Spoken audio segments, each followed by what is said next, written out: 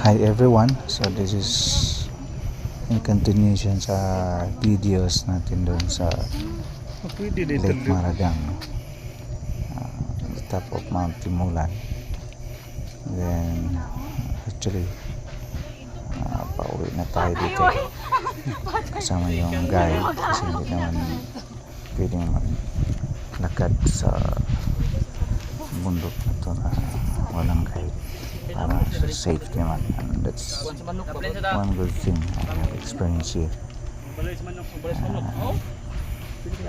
Nung pakit kami dito, we are attempting to walk, pero after how many kilometers, siguro mga 1 kilometers ibutang dito sa pangpang mo, di ba? sumakay na kami ng motorsiklo para safety. Talagang bago kami sa